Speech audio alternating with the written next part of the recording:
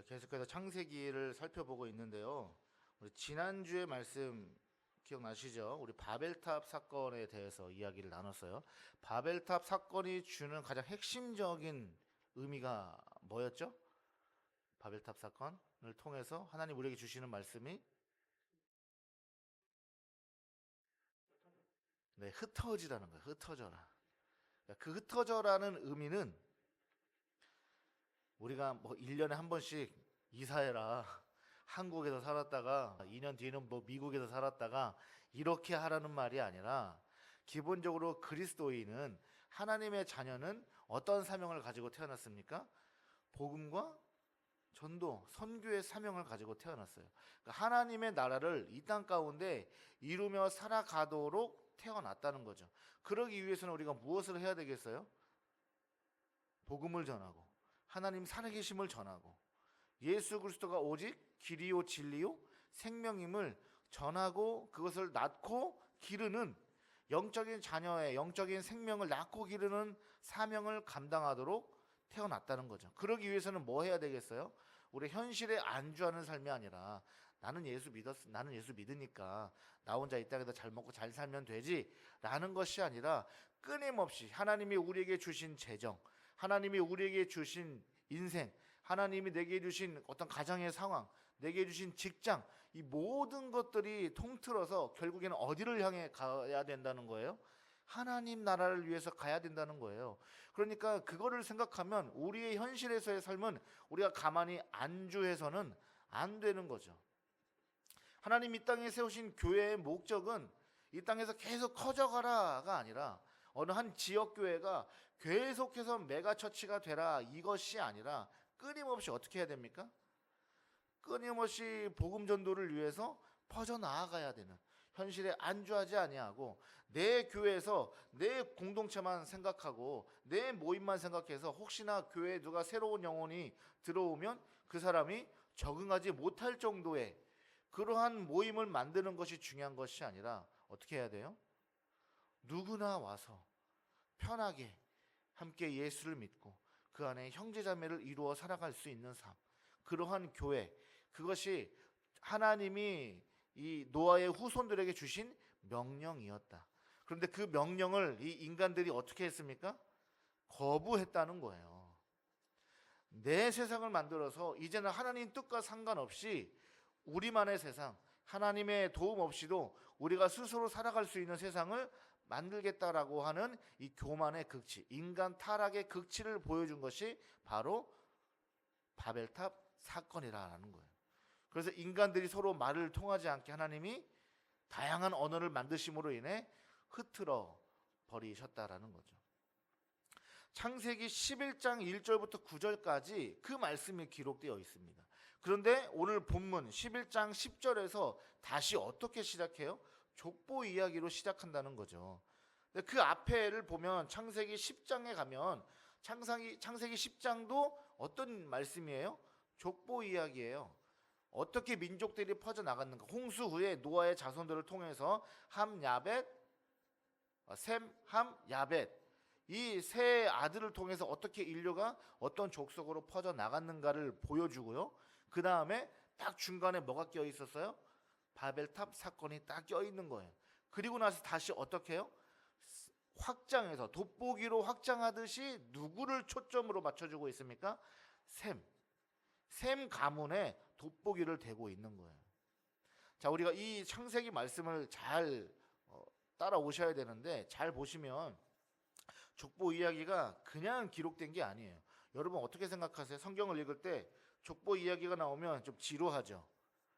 이름도 좀 어렵고 발음하기도 어렵고 어떤 생각이 드세요? 이 족보 이야기가 나오는 부분을 보면 이거를 왜 기록하셨을까? 왜 넣으셨을까? 여기 나오는 아르박삿이 나하고 무슨 상관이며 셀라는 나하고 무슨 상관이며 에벨은 나하고 무슨 상관인가? 별의별 이름이 참 발음하기 어려운 이름들이 많이 나오는데 이런 사람들이 나하고 무슨 상관인가? 라는 생각이 들 수가 있는 거죠. 그러나 성경은 분명한 목적과 이유에 의해서 기록되었다라는 사실이에요. 자, 그러니까 앞에 10장에서 함과 야벳 그리고 셈의 족보를 간략하게 기록하면서 그 퍼져나간 인류가 어떻게 됐다는 거예요? 너무나 교만한 인간 죄악의 극치인 바벨탑 사건. 인간이 어디까지 가는가? 하나님을 떠난 인간이 어디까지 벗어나는가를 보여주는 거예요. 그럼 어떤 생각이 들까요? 11장 1절부터 9절까지 오면 어떤 생각이 들까요? 성경을 이제 창세기 1장부터 우리가 소설책 읽듯이 쭉 읽어온다 쳤을 때 11장 1절부터 9절까지 와서는 절망이에요. 소망이 없어요. 가능성이 없어요. 하나님의 무시무시한 홍수 심판을 겪은 인간들이 그것을 겪었음에도 불구하고 또다시 어떻게 해요? 하나님을 대적하는 상황. 이거 어떻게 설명합니까? 도저히 개종이 안 되는 인간, 고쳐 쓸 수 없는 인간. 이거 어떻게 해야 되나? 이런 절망적인 상황 가운데에서 하나님이 무엇을 보여주세요?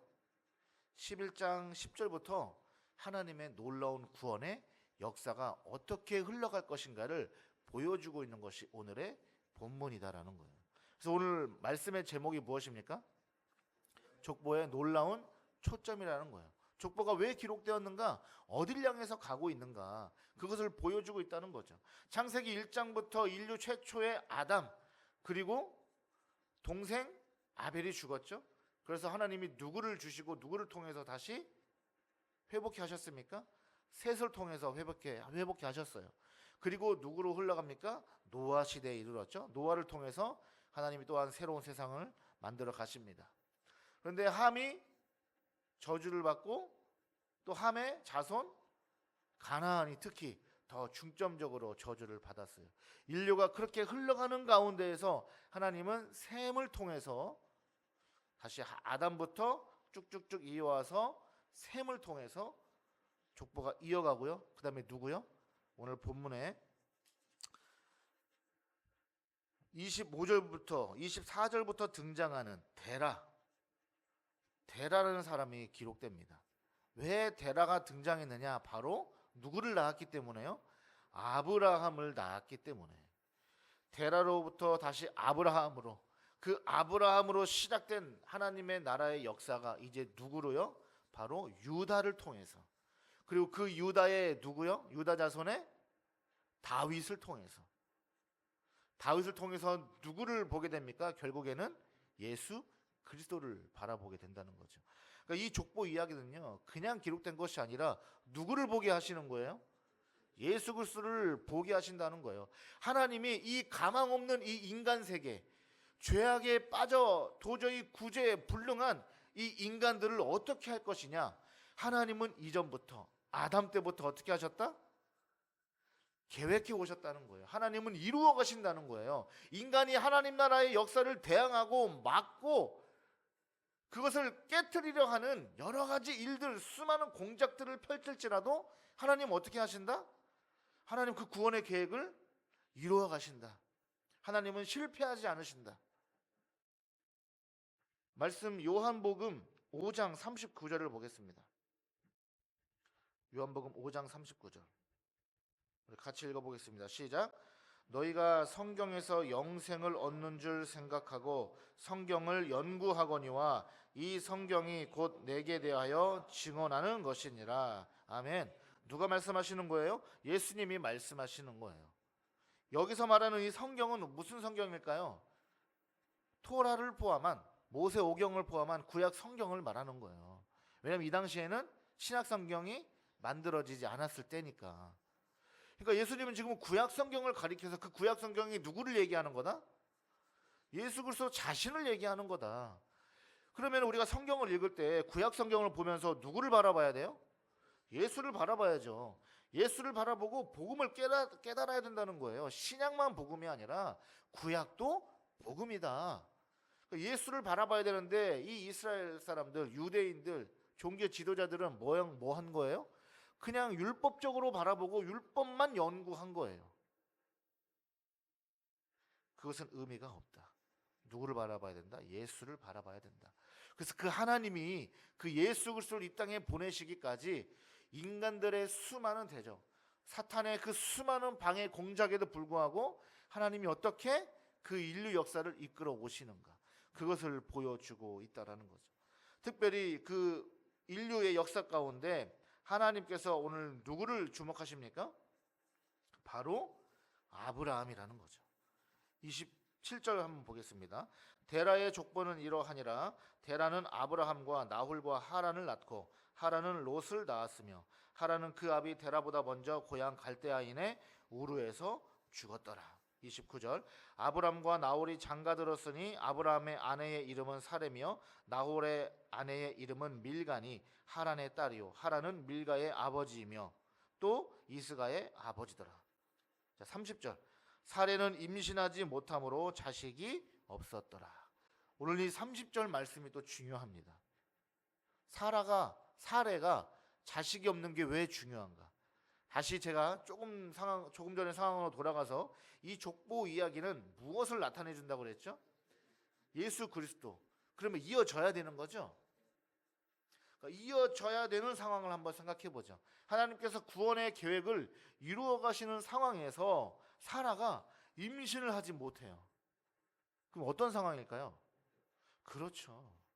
끊기는 상황인 거예요. 인간의 힘으로 됩니까, 지금? 안 되죠. 지금이 아무리 과학이 많이 발전했어도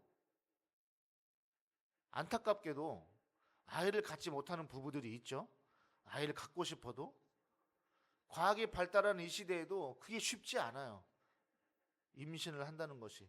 그런데 이 고대 시대에 과학이 전혀 발달하지 않은 시대에 이미 나이는 찼고 들었고 아이가 생기지 않아요.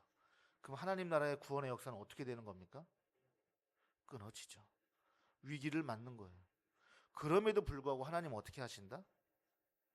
너 안 되니까, 너 자격이 안 되네, 너 자격이 없어, 너 보니까 아이도 못 갖고 안 되겠어, 갈아치워가 아니라 하나님은 그 인간들에게, 하나님이 부르시고 선택하신 우리들에게 뭐 하십니까? 역사를 일으키시고 은혜를 베푸시고 포기하지 않으시고 하나님이 기적을 베푸셔서 어떻게 하세요? 하나님 나라의 구원의 역사를 이루어 가신다라는 거예요. 우리가 족보를 한번 살펴볼 필요가 있는데, 여러분 지금 노아의 족보를 보면요, 이 노아가 홍수 이후에 몇 년을 살았다고 성경에서 말하고 있을까요? 자, 9장 28절을 한번 보겠습니다. 창세기 9장 28절을 보면요, 뭐라고 되어 있냐면 홍수 후에 노아가 350년을 살았다. 350년을 살았어요. 홍수 후에. 자, 그런데 홍수 후에 아브라함 때까지가 몇 년일까요? 지금 우리가 성경 11장에 기록된 10절부터 기록된 이 족보의 나이들을 한번 판단해 볼 때 10절에 셈의 족보는 이러하니라부터 시작해서 누가 몇 살 때 누구를 낳고 몇 살 때 누구를 낳고 이렇게 나오죠. 그래서 쭉 계산해 보면 약 292년이 나와요. 근데 노아는 몇 년을 더 살았다고요? 350년을 살았어요. 그러면 292년째 되는 해에 누가 태어났어요? 아브라함이 태어났죠. 그러면 노아가 죽을 때의 아브라함의 나이가 약 58세로 계산이 돼요. 이때는 오래 살았을 때니까 우리가 지금 생각하면은 아브라함이 노아를 전혀 모르는 상태에서 살았을 거라고 생각할 수가 있는데 아닌 거예요. 여러분, 아브라함이 살아 있을 때도 누가 살아 있어요? 노아가 살아 있는 거예요. 그러니까 이게 중요한 지점입니다. 인간이 얼마나 악하냐. 자, 보세요. 노아와 그리고 세 아들은 무엇을 경험했어요? 홍수를 경험했어요. 홍수는요, 끔찍한 사건이에요. 나의 일가 친척과 내 주변인들과 이 땅의 모든 사람들과 내가 키우던 가축과 모든 동물들이 어떻게 됐어요? 물에 수장되어 시체가 되어 둥둥둥 떠다니는 것을 처참한 상황을 경험한 세대예요. 끔찍하죠. 하나님의 심판을 경험했습니다. 하나님이 다시는 내가 물로 심판하지 않겠다라고 하실 정도로 그렇게 무서운 심판이었어요. 그러면 노아와 세 아들은 자녀를 낳고 기르면서 어떻게 했을까요? 그 하나님의 심판을 이야기했을까요? 안 했을까요? 이야기하죠. 하나님 믿고 잘 살아야 된다. 하나님 잘 믿어야 된다. 우리가 하나님 안에 있어야 된다. 하나님의 창조 명령을 거스르면 아니 된다. 분명히 가르쳤을 거예요. 그런데 그 자녀들의 낳고 이어지는 상황에서 어디에서 지금 그 하나님 나라의 역사가 끊길 뻔한 위험한 역사가 지금 펼쳐집니까?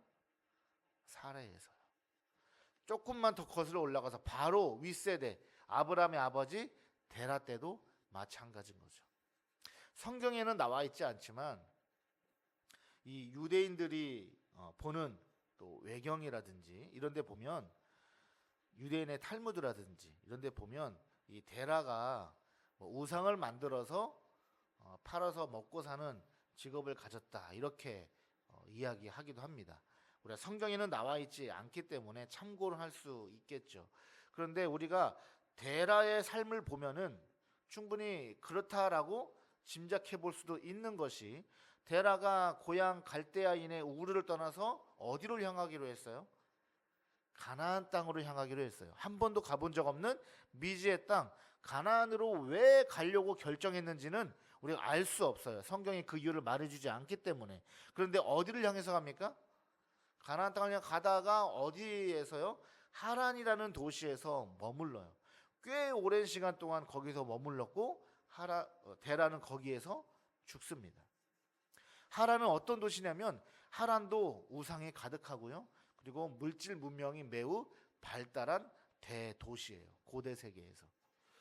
그러니까 데라는 대도시 우르에 있다가, 물질 문명이 발달된 우르에 있다가 또 어디로 옮겼어요? 하란으로 옮겼는데 거기에도 큰 대도시라는 거죠. 거기에서 터를 잡고 머무르게 됐어요. 가나안 땅으로 갔어야 되는데 하란에 머무르게 됐다는 거죠. 자, 데라가 왜 가나안 땅으로 가려고 했는지는 이유는 알 수 없지만 그는 어찌 됐든 가나안 땅으로 가려고 했어요. 이주를 결심했습니다. 그것이 누구의 뜻 안에, 누구의 계획 안에 있는 것일까요? 하나님 계획 안에 있는 거예요. 왜냐하면 최종적으로 아브라함이 어디로 갔기 때문에, 하나님이 인도하신 가나안 땅으로 갔기 때문에 데라는 자신의 계획이었을 것이고요, 인간적인 생각이었을 것이고요, 아니면 나의 인생을 개척해 보겠다라는 마음으로 이주했을 수도 있어요. 그런데 그것이 누구의 계획 안에 있는 거예요? 하나님의 계획 안에 있는 거예요. 그런데 데라는 어디에 머물렀어요? 하란에 머물고 하란에서 죽었어요. 하란에 머물렀다는 것은 눈에 보여지는 물질 문명에 자신의 인생을 주저앉혔다라는 것과 같은 거예요. 그러니까 데라의 삶을 통해서 아브라함이 어디로요? 가나안 땅으로 갈 수 있었는데 데라를 통해서 멈춰진 거죠. 하나님 나라의 역사 안에서 아브라함이 그 이전에 훨씬 더 일찍 가나안 땅으로 갈 수 있었지만 그 인간의 주저앉음으로 인해서, 현실의 안주로 인해서 또 하나님의 계획이 멈춰지게 되었다는 거죠. 그리고 나서 하나님이 아브라함을 부르시는 거예요. 어떤 아브라함이요?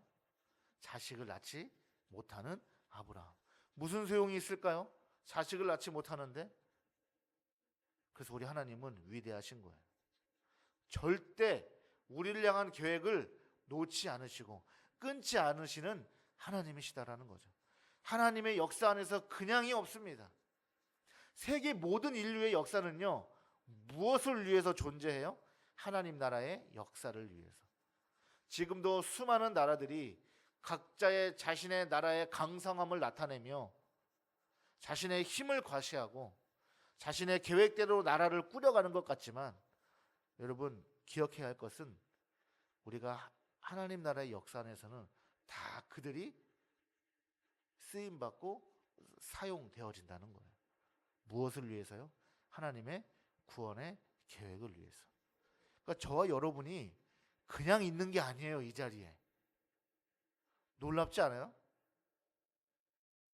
하나님의 구원 안에 포함되어서 이렇게 예배하고 말씀을 듣고 찬양할 수 있다는 사실이 하나님이 절대 우리를 놓지 아니하신다라고 하는 증거가 되는 거죠.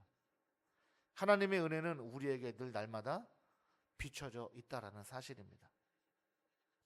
그래서 그렇게 하나님의 구원의 역사 가운데에 끊겨질 뻔한 일들, 멈춰질 뻔한 일들이 있음에도 불구하고 하나님은 끝까지 어떻게 하세요?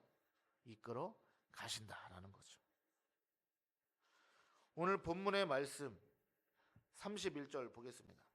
데라가 그 아들 아브람과 하란의 아들인 그의 손자 롯과 그의 며느리 아브람의 아내 사레를 데리고 갈대아인의 우르를 떠나 가나안 땅으로 가고자 하더니 하란에 이르러 거기 거류하였으며 32절 데라는 나이가 205세가 되어 하란에서 죽었더라. 노아는요 계속해서 하나님을 전하고 알렸을 거예요. 그런데 시간이 흐르면서 사람들이 어떻게 됩니까?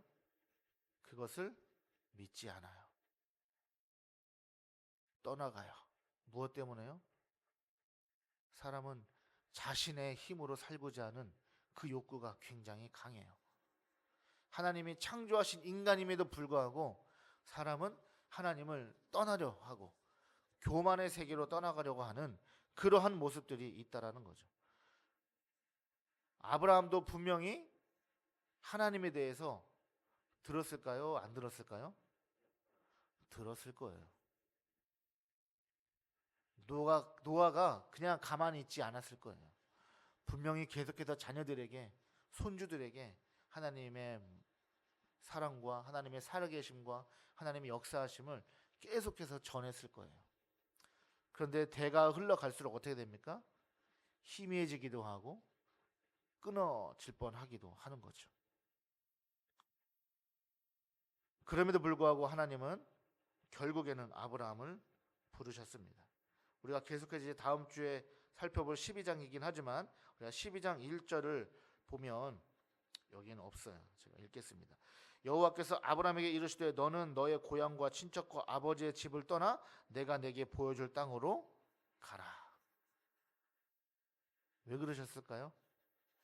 데라가 그러했던 것처럼 하란은 너무나 좋은 도시이기 때문에 아브라함 역시 거기에서 머무르고 안주할 수 있기 때문인 거죠.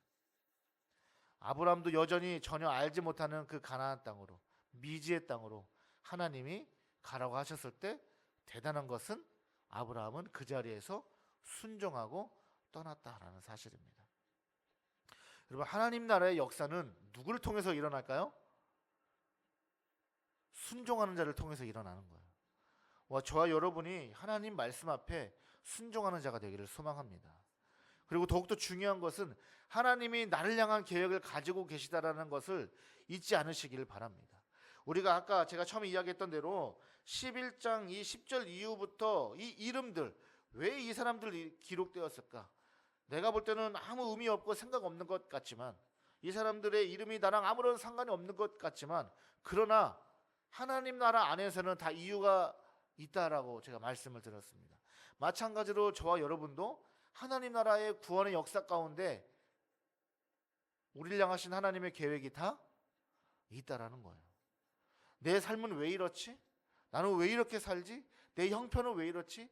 내 상황은 왜 이렇지가 아니라 하나님이 그 가운데에서 나를 향한 계획이 있으시고 구원의 역사를 위하여, 하나님 나라를 위하여 나를 사용하시고자 하는 하나님의 뜻이 다 있다라는 사실입니다.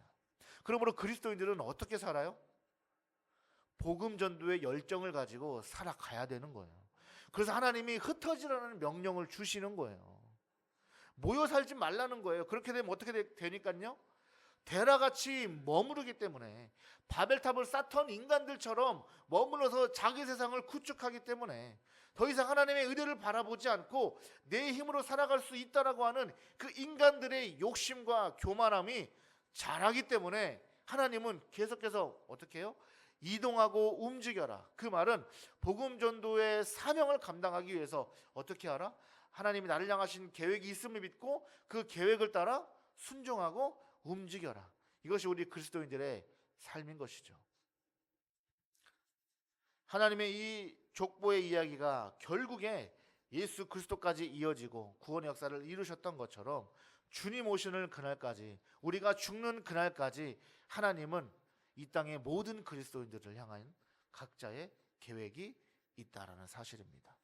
그러므로 우리는 결코 우연히 태어난 존재가 아니라 나는 왜 이렇게 한없이 작아져야만 하는 존재인가, 그렇게 생각할 것이 아니라 내가 처해 있는 환경에서 우리는 끊임없이 어떻게 하면 하나님 나라 확장을 위해 살아갈 수 있을 것인가, 어떻게 하면 내가 복음을 전하며 복음 전도와 선교의 사명을 감당할 수 있을 것인가, 주님께 묻고 주의 말씀에 순종하며 살아갈 때 하나님 나라는 나를 통해서 더욱더 확장되어져 가는 것입니다.